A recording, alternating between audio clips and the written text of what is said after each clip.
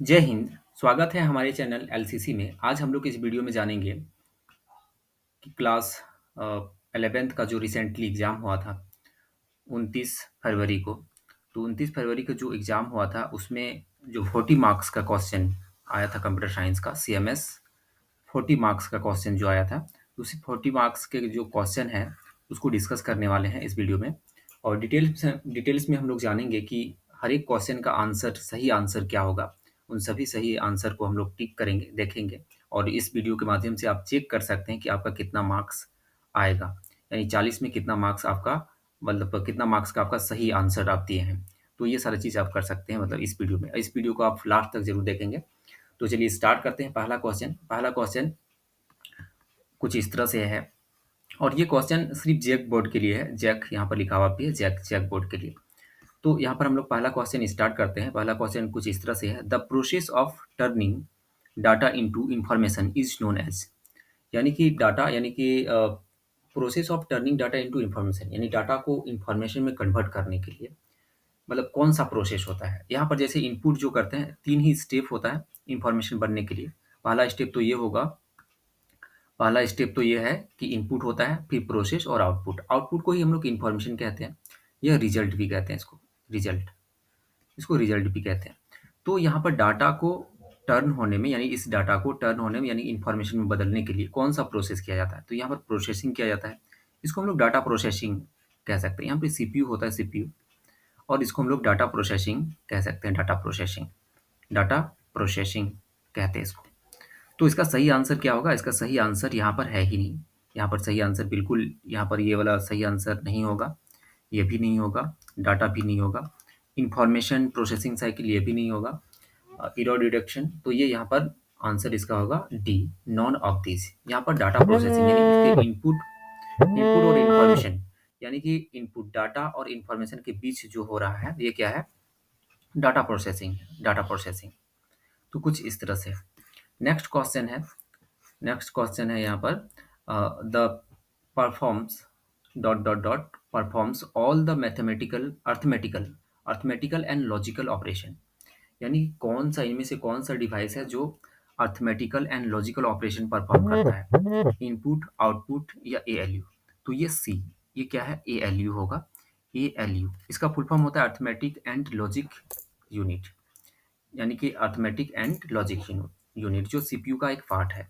तो इसका सही आंसर होगा यहाँ पर सी। तो नेक्स्ट क्वेश्चन है, नेक्स्ट क्वेश्चन है यहाँ पर, नेक्स्ट क्वेश्चन है यहाँ पर, a group of 4 bit is called, a group of 4 bit is called. तो क्या होगा इसका? 1 निबल, यानी कि निबल होगा इसका सही आंसर। नेक्स्ट क्वेश्चन है, नेक्स्ट क्वेश्चन यहाँ पर 1 मेगाबाइट, मेगाबाइट का मतलब है MB. 1 megabyte is equivalent to, यानी 1 मेगाबाइट कितने, किसके बराबर है? यानी 210 बाइट्स के बराबर, या 220 बाइट्स के बराबर, या 230 बाइट्स के बराबर, या नॉन ऑफ दिस, इसमें से क्या होगा? तो 1 मेगाबाइट क्या होता है? 1024 केबी के बराबर होता है, किलोबाइट के बराबर, केबी, है ना? तो यानी कि 1024 केबी इक्वल टू क्या होता है? 1 एमबी। 1 एमबी इक्वल टू 1024 केबी होता है। तो यहाँ पर नॉन ऑफ दिस इसका आंसर होगा।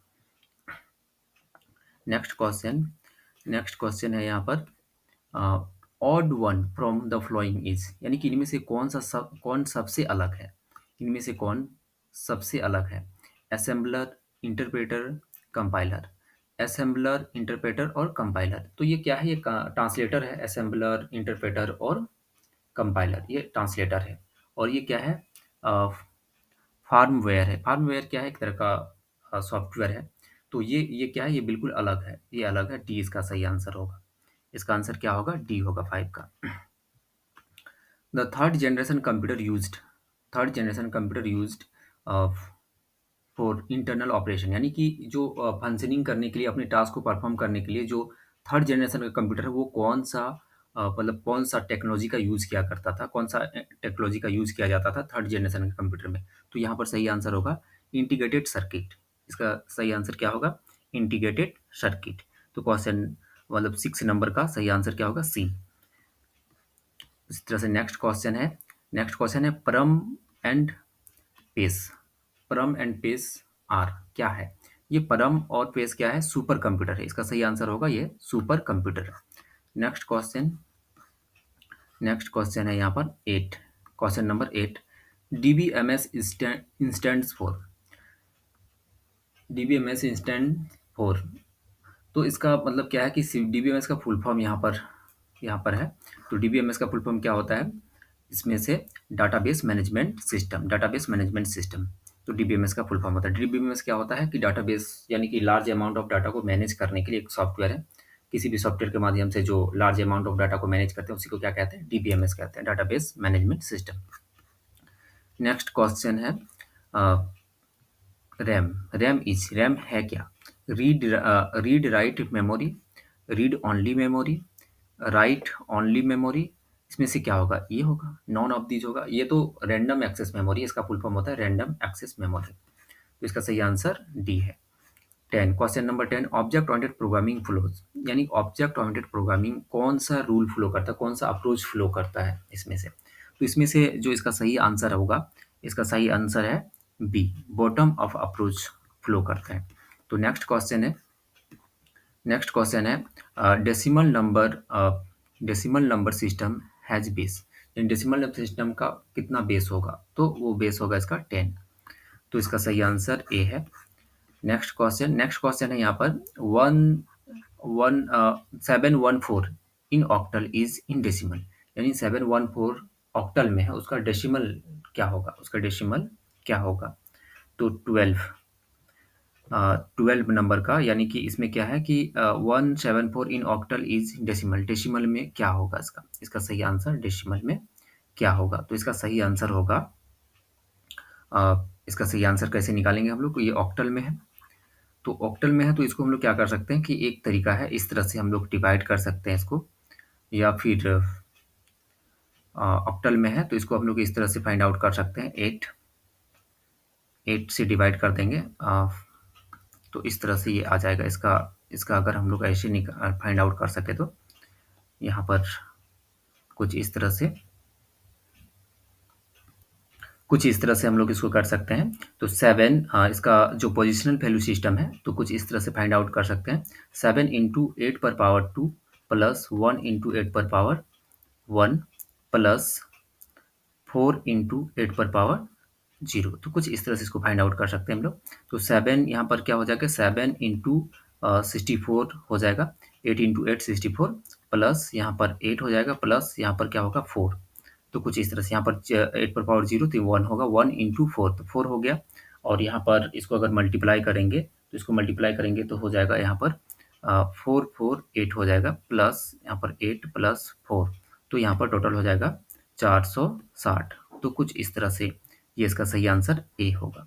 तो इसका 12 का सही आंसर क्या है? ए है। नेक्स्ट क्वेश्चन है यहाँ पर बाइनरी वैल्यू है। तो यहाँ पर बाइनरी वैल्यू इसको हेक्साडेसिमल में लिखना है। तो बाइनरी वैल्यू को हेक्साडेसिमल में लिखना है तो उसके लिए सबसे सही तरीका है, यहाँ पर हम लोग पेयर बनाएंगे और पेयर कुछ इस तरह से होगा कि 4 का पेयर बनाएंगे यहाँ पर, जिसे 0 0 1 0 एक पेयर हो गया। इसके बाद पहले 0 लगा देंगे, उसका कोई वैल्यू नहीं होता है, बस 0 का 0 ही होगा। उसके बाद यहाँ पर हो जाता है यहाँ पर हो जाएगा 1 0 1 1, ये एक 4 का पेयर बन गया। और एक पेयर बनेगा यहाँ से लेकर यहाँ तक, यहाँ पर हो जाएगा 1 0 1 0। तो ये हो गया हमारा कुछ इस तरह से। तो ये पेयर जो यहाँ पर है ये इसका वैल्यू होगा 2 और इसका वैल्यू होगा यहाँ पर 11 और इसका वैल्यू होगा 10। तो हेक्साडेसिमल में क्या होता है? 0 से लेके 9 तक तो ये डिजिट होता है। उसके बाद होता है A B C D E F तक होता है। तो ए का मतलब है यहाँ पर 10 और बी का मतलब है यहाँ पर 11 और 12 13 14 15। तो कुछ इस तरह से ये 15 होता है, 0 से लेकर 15 तक। तो कुछ इस तरह से ये सिंबल होता है इसका, 0 से लेकर 9 तक और ए से एफ तक। तो कुछ इस तरह से यहाँ पर इसका सही आंसर क्या होगा? ये होगा 2BA। तो बी यहाँ पर 11 का मतलब है यहाँ पर बी और 10 का मतलब है यहाँ पर ए। तो कुछ इस तरह से ये इसका सही आंसर होगा। तो 13 का ए इसका सही आंसर है। 14, question number 14। C++ is an dot dot dot language. तो ये कैसा लैंग्वेज है? हाई लेवल लैंग्वेज है, तो इसका सही आंसर सी होगा। नेक्स्ट क्वेश्चन है यहाँ पर, every C plus plus program must have, कौन सा फंक्शन मतलब जरूरी है, तो वो फंक्शन है मैन फंक्शन, तो 15 का क्या होगा, ए आंसर होगा। नेक्स्ट क्वेश्चन क्या है, the single line comments begin with, यानी सिंगल लाइन कमेंट जो स्टार्ट होता है, किससे स्टार्ट होता है सिंगल लाइन कमेंट, कुछ इस तरह से होता है, ये डबल बैक स्लैश से। इसके बाद क्या है, in C plus plus programming slash T is use for, यानी स्लैश टी का यूज कब करते हैं, C plus plus programming slash T is use for horizontal tab के लिए करते हैं, ठीक है, हॉरिजेंटल टैब के लिए। इसके बाद क्या है, इसके बाद है स्ट्रिंग टर्मिनेटर करेक्टर इज, यानी स्ट्रिंग में जो टर्मिनेटर करेक्टर होता है, यानी स्ट्रिंग का मतलब है कि कुछ भी, जैसे यहाँ पर लिखा हुआ है जैसे यहाँ पर लिखा हुआ है LCC, तो कुछ इस तरह से ये स्ट्रिंग हो गया, यानी कि ये 3 कैरेक्टर से मिलकर बना हुआ है, तो स्ट्रिंग टर्मिनेटर, यानी स्ट्रिंग टर्मिनेटर की, यानी कि इसको हम लोग जो नल वैल्यू लास्ट में जो डालते हैं, तो वो क्या होता है, वो होता है इस तरह से होता है। इसमें नल वैल्यू के लिए होता है स्लैश, इसमें नल वैल्यू के लिए होता है स्लैश ओ, यानी स्लैश ओ इस तरह से, या स्लैश 0, ये क्या है, ये इसके नल वैल्यू के लिए होता है, ये नल वैल्यू को इंडिकेट करता है, नल वैल्यू को, ठीक है, तो कुछ इस तरह से इसको याद रखेंगे, तो ये इसका सही आंसर क्या होगा, सी होगा, 18 का सी। नेक्स्ट क्वेश्चन है, in C plus plus an identifier can not contain, identifier के पास नहीं होता है, क्या नहीं होता है, back space, decimal point, hyphen, या ऑल ऑफ दिस, यानी कि ब्लैंक स्पेस भी नहीं होता है, डेसिमल पॉइंट भी नहीं होता है, और हाइफन भी नहीं होता है, तो इसमें क्या होगा, ऑल ऑफ दिस होगा, तो इसका सही आंसर ऑल ऑफ दिस है। नेक्स्ट क्वेश्चन क्या है, relational operator are, relational operator जो रिलेशन बताता है, वैल्यू या वेरिएबल के बीच रिलेशन को इंडिकेट करता है, तो उसको कौन सा ऑपरेटर हो सकता है जो इंडिकेट करता है रिलेशन को वेरिएबल या वैल्यू के बीच, तो वो है यहाँ पर क्वेश्चन ऑप्शन नंबर बी, जो रिलेशन मतलब लेस देन, ग्रेटर देन है ना, equal to not equal to, तो ये सब क्या है, रिलेशनल ऑपरेटर जो रिलेशन को बताता है। यहाँ पर जो क्वेश्चन ऑप्शन नंबर ए में है वो क्या है, अर्थमेटिक ऑपरेटर है, और ठीक है, तो कुछ इसका सही आंसर क्या होगा, बी होगा। Next question, pre defined stream object IO library is, यानी कि IO लाइब्रेरी में कौन सा प्री डिफाइंड स्ट्रीम है इनपुट आउटपुट के लाइब्रेरी के रूप में, तो वो है सी होगा, सी इन भी है और सी आउट भी है, तो ये इसका सही आंसर सी होगा, 21 का सी। नेक्स्ट क्वेश्चन है, साइज ऑफ ए इज, यानी ए का साइज क्या होगा, ये स्मॉल वाला ए है और ये सिंगल कोट्स में लिखा हुआ है, सिंगल कोट्स में लिखा हुआ है इसका मतलब क्या है, ये करेक्टर है, डबल कोट्स में लिखा हुआ रहता है और मल्टीपल करेक्टर रहता है, तो वो क्या होता है, स्ट्रिंग होता है, तो इसका सही आंसर क्या होगा, इसका सही आंसर है ए, 1 करेक्टर, यानी कि एक करेक्टर 1 बाइट्स का स्पेस लेता है, तो 1 बाइट होगा यहाँ पर 1, इसका सही आंसर होगा। इसके बाद नेक्स्ट क्वेश्चन है, which of the following is an the insertion operator, insertion operator कौन सा है, इंसर्शन ऑपरेटर सी आउट के साथ खास करके यूज होता है, तो इसका सही आंसर क्या होगा, इसका सही आंसर होगा ए, 23 का ए सही आंसर होगा। नेक्स्ट क्वेश्चन क्या है, keyword used to define a structure is, keyword use to define a structure is, structure को डिफाइन करने के लिए कौन सा कीवर्ड का उपयोग किया जाता है, तो कौन सा कीवर्ड का उपयोग किया जाता है, कीवर्ड कौन सा कीवर्ड का यूज किया जाता है, तो स्ट्रक्ट कीवर्ड का यूज किया जाता है, तो इसका सही आंसर सी है, 24 का सी। नेक्स्ट क्वेश्चन, हाँ, dot dot dot is a variable and that holds memory address, यानी मेमोरी एड्रेस को होल्ड करता है, कौन सा ऐसा वेरिएबल है जो मेमोरी एड्रेस को होल्ड करता है, उसको कहते हैं हम लोग पॉइंटर, तो इसका सही आंसर क्या है, पॉइंटर। नेक्स्ट क्वेश्चन है यहाँ पर, if an array is declared int a और इस तरह से डिक्लेयर किया गया है, ये बिग ब्रैकेट है, बड़ा वाला ब्रैकेट है, इसके बाद इस तरह से यहाँ पर 4 लिखा हुआ है, कुछ इस तरह semicolon, and then how many element can it hold, यानी कि कितने सारा एलिमेंट को ये होल्ड किया हुआ है ना, कितने सारे एलिमेंट को होल्ड किया हुआ है, तो इसका सही आंसर क्या होगा, तो इसमें पहला जो होता है वो रो के लिए होता है, फिर कॉलम के लिए होता है, तो ये दोनों को मल्टीप्लाई करके सारा मतलब कॉलम को हम लोग फाइंड आउट करते हैं, तो इसका सही आंसर जो होगा वो सही आंसर होगा इसका 14, तो इसका 14 सही आंसर है बी, 26 का बी।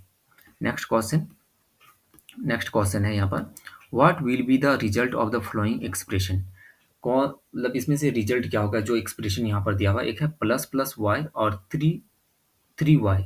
तो वाई इक्वल टू 6 है, तो प्लस प्लस एक होता है प्लस प्लस वाई और एक होता है वाई प्लस प्लस। ये दोनों में डिफरेंस क्या है? तो इसका रूल है, यानी पहले जो प्लस प्लस लगा हुआ है, इसका मतलब है ये प्री इंक्रीमेंट है। प्री इंक्रीमेंट में क्या होता है कि पहले वैल्यू चेंज होता है, फिर हम लोग उस वैल्यू को यूज करते हैं। और इसमें क्या होता है, यूज देन चेंज, यानी कि पहले यूज कर लेते हैं उसके बाद चेंज करते हैं इसमें वैल्यू को। तो हम लोग वैल्यू को क्या करेंगे, पहले चेंज कर देंगे। वैल्यू को क्या करेंगे, पहले चेंज कर देंगे। चेंज कर देंगे वैल्यू, तो क्या हो जाएगा यहाँ पर, अगर अगर यहाँ पर 6 है तो ये क्या हो जाएगा, 7 हो जाएगा। 7 प्लस 3 इंटू 7 तो कितना हो जाएगा, 7 प्लस 21 तो क्या हो जाएगा, 28। तो इसका सही आंसर क्या होगा, 28 होगा। नेक्स्ट क्वेश्चन है यहाँ पर, इवेल्युएशन ऑफ द एक्सप्रेशन। इसका मतलब क्या है कि 6 ग्रेटर देन 4। अगर ये ट्रू हुआ, अगर ये कंडीशन ट्रू हुआ तो 9 प्रिंट करेगा। अगर अगर ये कंडीशन फॉल्स हुआ तो 7 प्रिंट करेगा। तो इसमें से सही कौन सा है, यही होगा, है ना, 9। इसका सही आंसर क्या है, 9 होगा। 28 का A number. Next question,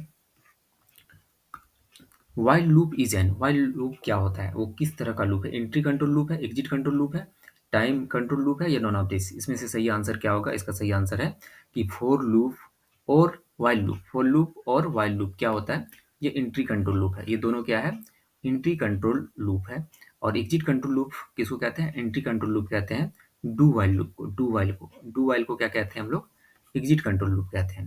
next question, तो इसका सही आंसर क्या होगा, इसका सही आंसर होगा ए। नेक्स्ट क्वेश्चन है, loop control statement are. Loop control statement are, यानी कि लूप में जो कंट्रोल स्टेटमेंट होता है, स्टेटमेंट को जो कंट्रोल करने के लिए स्टेटमेंट में जो टास्क परफॉर्म करते हैं, तो वो क्या क्या होता है। तो पहला है यहाँ पर इनिशियलाइजेशन, नेक्स्ट है टेस्ट, और लास्ट में है अपडेट एक्सप्रेशन। तो ये तीनों होता है, और तीनों होता है तो यहाँ पर क्या होगा, इसका सही आंसर डी होगा, ऑल ऑफ दिस।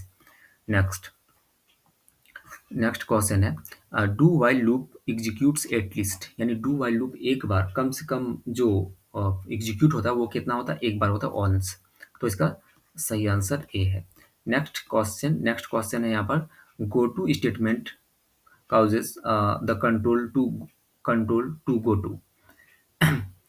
यानी कि जो गो टू स्टेटमेंट है वो कहाँ पर इसका खास करके, मतलब किसको कंट्रोल, गो टू को कंट्रोल करने के लिए यूज होता है। तो गो टू स्टेटमेंट क्या होता है, एक ये स्विच केस में खास करके यूज होता है। Go to statement, jump jump statement, और एक होता है ब्रेक स्टेटमेंट, है ना, ब्रेक। ये तीनों का यूज खास करके स्विच केस में होता है, जो मूव करने के लिए होता है। एक मतलब केस 1 से केस 3 में, या केस 1 से केस 4 में, इस तरह से मूव करने के लिए, जंप करने के लिए होता है गो टू स्टेटमेंट। तो ये है क्या, गो टू स्टेटमेंट है क्या।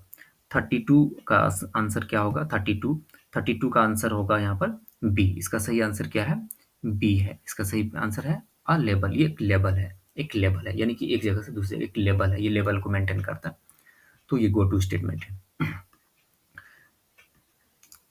गो टू स्टेटमेंट क्या है, एक लेबल है। तो नेक्स्ट क्वेश्चन है, नेक्स्ट क्वेश्चन कुछ इस तरह से, in the switch case default statement is, default statement क्या है, ऑप्शनल है, कंपलसरी है, अल्टरनेटिव है, या नॉन ऑफ दिस है। तो इसका सही आंसर क्या होगा, इसका सही आंसर होगा डी, नॉन ऑफ दिस, है ना।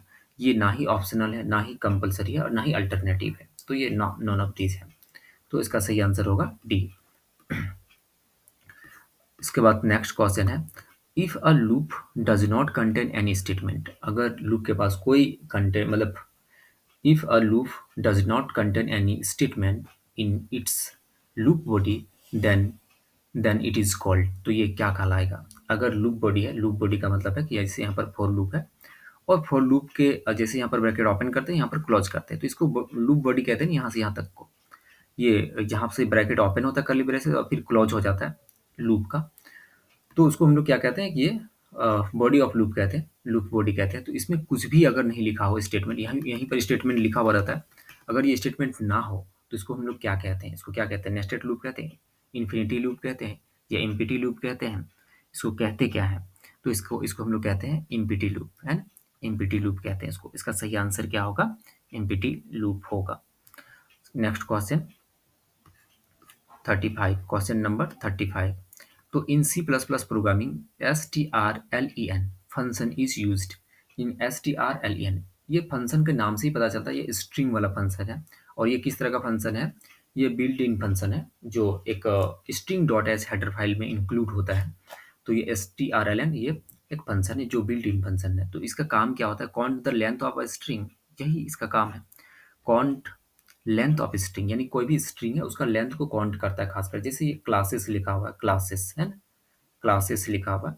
ये क्लासेस में कितना कैरेक्टर है, इसके इस कैरेक्टर को काउंट करने का काम ये इस फंक्शन का काम है, यानी ये strlen फंक्शन का काम है।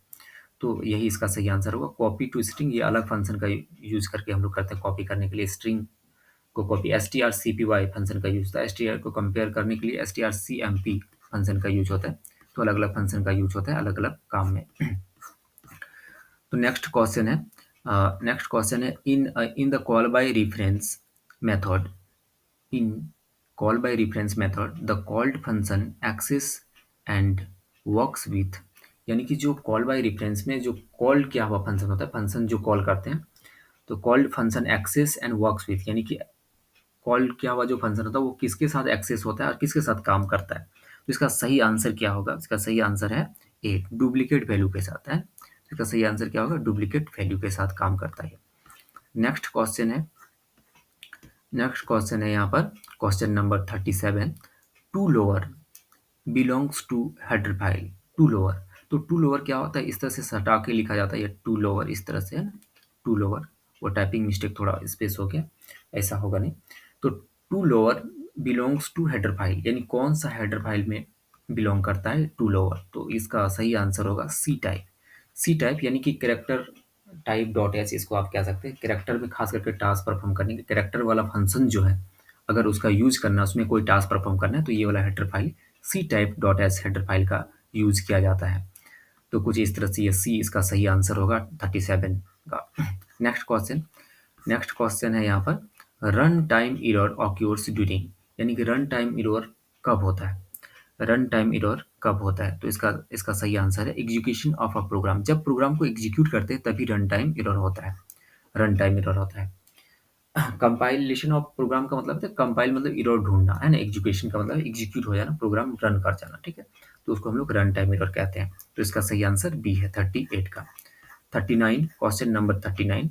The logical sequence of precise steps and that solve a given problem is called, यानी कि logical sequence of precise steps and that solve a given problem is called, यानी कि कोई दिया गया प्रॉब्लम है और उसको क्या करता है? स्टेप बाय स्टेप सॉल्व कर देता है ना।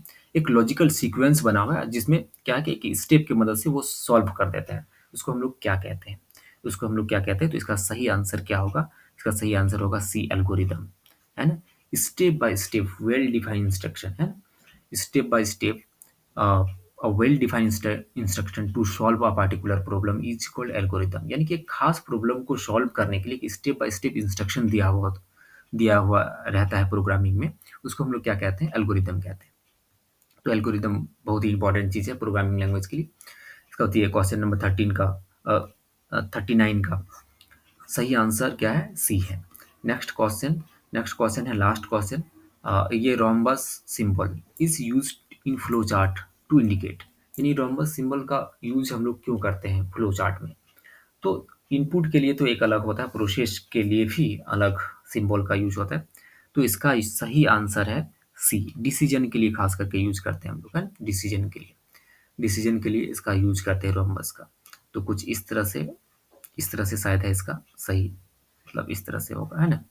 तो ये इसका मतलब इस तरह का बना हुआ रहता है, तो इसका यूज होता है वहाँ पर, मतलब डिसीजन के लिए खास करके इसका यूज किया जाता है। तो क्वेश्चन नंबर 14 ये है। इसका आंसर यहाँ पर नीचे दिया हुआ है। इसका आंसर यानी कि जो भी क्वेश्चन नंबर 1 से लेकर यानी 40 तक इसका आंसर यहाँ पर इंक्लूड कर दिए हैं, यहाँ पर ऐड कर दिए हैं आंसर। आप यहाँ से भी देख सकते हैं। ये पीडीएफ आपको वीडियो के डिस्क्रिप्शन में आपको मिल जाएगा और यहाँ से आप पीडीएफ को डाउनलोड कर सकते हैं। तो कुछ इस तरह से ये सारा आंसर आप जो भी जितने भी स्टूडेंट हैं जो सीएमएस का एग्ज़ाम देकर आए हैं 29 फरवरी को, वो सभी स्टूडेंट इस यहाँ से मैच कर सकते हैं कि आपका कितना क्वेश्चन सही हुआ है, कितना क्वेश्चन का आंसर आप सही-सही दिए हैं। तो इन सभी क्वेश्चन का आंसर आप यहाँ से मैच कर सकते हैं। अगर ये वीडियो आपको अच्छा लगा हो और अगर आप चैनल में नए हैं, तो चैनल को सब्सक्राइब कीजिए और अपने दोस्तों के साथ शेयर कीजिए। मिलते हैं हम लोग इसी तरह के नेक्स्ट वीडियो में, तब तक के लिए बाय।